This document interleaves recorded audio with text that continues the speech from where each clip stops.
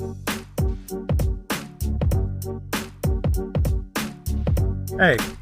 you, is the tune worth it, or is the throttle controller worth it? Yeah, let's figure that out right now.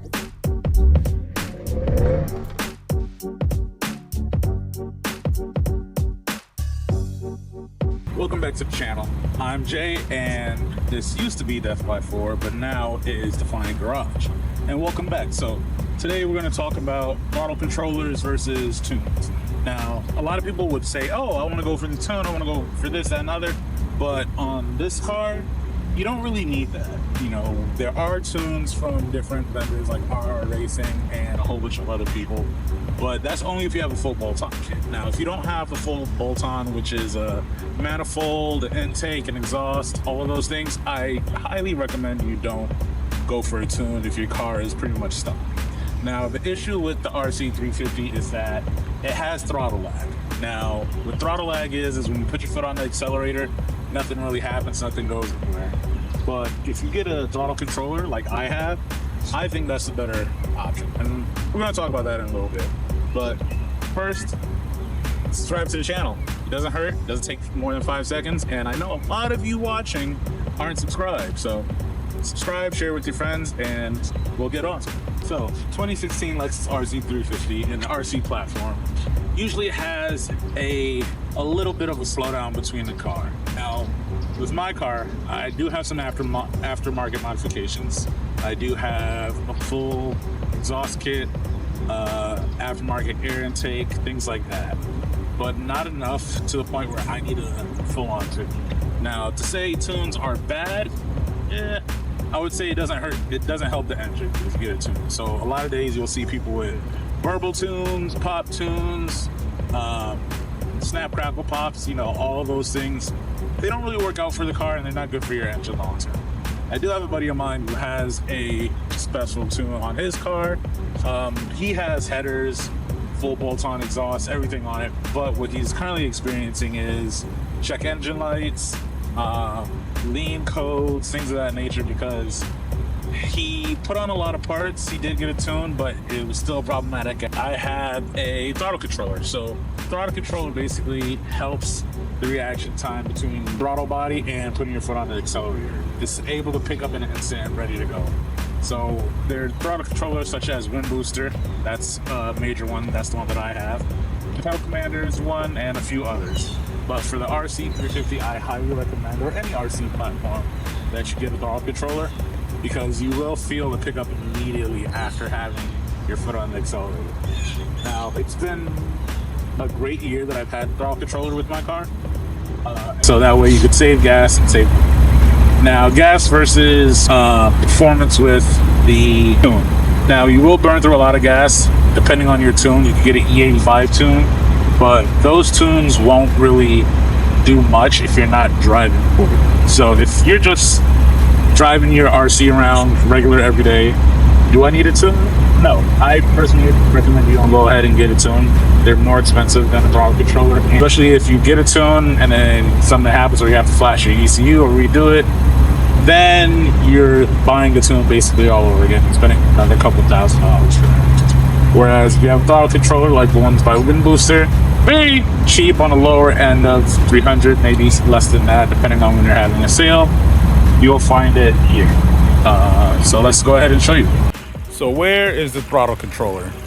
Well, it's actually not in the engine bay at all. It's actually inside of your car. So there's no connection that you need to do on the inside of your engine to connect it to your engine. There's no work that you need to do with a mechanic for a throttle controller. It's very easy. My throttle controller sits right here. This is it. So this is the Windboost GT. As you can see, it has a lot of different modes. It has normal, sport, sport plus, race, drag, intelligent auto, valet. Valet is actually great because if you are dropping your car off somewhere and worried about if your valet is going to go joyriding in your car, this doesn't allow the car to go more than 30 miles an hour. So valet is actually preferred. If you do drop your car and have somebody use it, I'd highly recommend using that feature. Anti-slip, so if you are rear-wheel drive or any version of two-wheel drive, either front or rear, I would highly recommend that. This is econ mode and back to normal. So you're probably asking, well, how do you connect it if you don't connect it to the engine? It's pretty much simple. So what you do is you connect it through your accelerator pedal down here, and in the back there is a little tab connector that you just plug it into. Me, I decided to run the line along the side of the body frame. I could have ran it inside, but you don't even have to do all that. You don't even have to take this off. You don't have to take anything off. You just connect it to your pedal switch underneath and plug it in, and then you're good to go. Now, why did I do that for my Lexus? Well, like I said, I live in Florida. We have a lot of highways, and yes, it does have Sport Plus mode and Sport mode, but I felt like I needed a little bit more extra kick. So the science behind a throttle controller is that in your engine, you do have a throttle controller, which is a throttle box, which is connected to your air intake. So the more it opens up, the more air is able to flow through your engine and ignite quicker and make your car go faster. You know, 3 rules of engine: air, spark, fuel.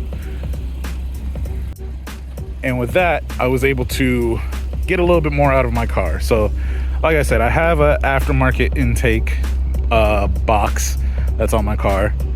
I do have an aftermarket exhaust. So my exhaust is the RCF with an NVIDIA mid-pipe and lower cat delete. So I'm able to get a little bit more out of the car once I turn on my throttle controller.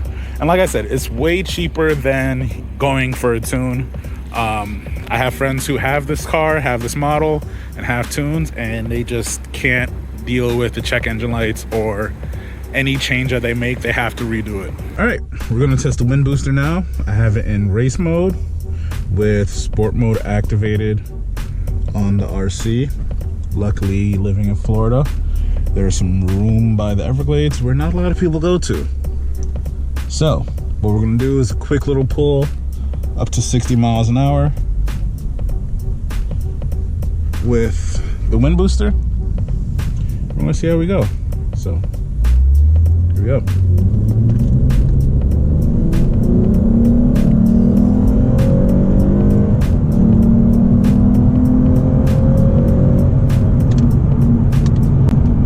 All right. I want to say the acceleration on this is ridiculous.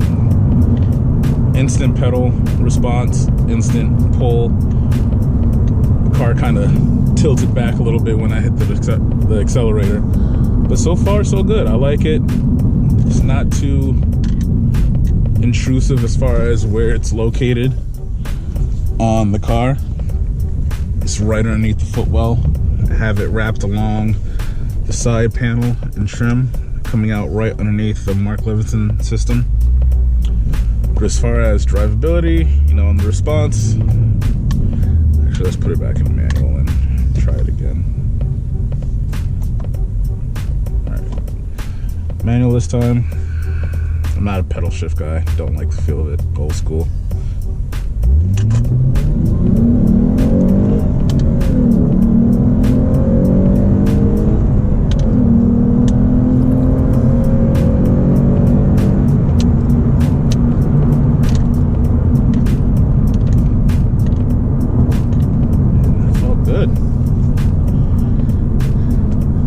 Find it on Amazon, you can find it on their website. I will tag them in the description and below, just so you guys can get a see and get a feel. But this is how it is. Very, very quick response, no lag time, no delay. As soon as I put my foot down, we are off. Now with the RC, it does have a little bit of a slow pickup to it, but with this, it's instantaneous. Like right now, I'm gently, emphasis on the word gently, tapping my foot on the pedal just to make sure that we are moving, but not moving too crazily. All right. Well, guys, thank you for watching this video. And like I said, the link to WindBooster is in the description below. Like, share, subscribe, and we'll see you next time.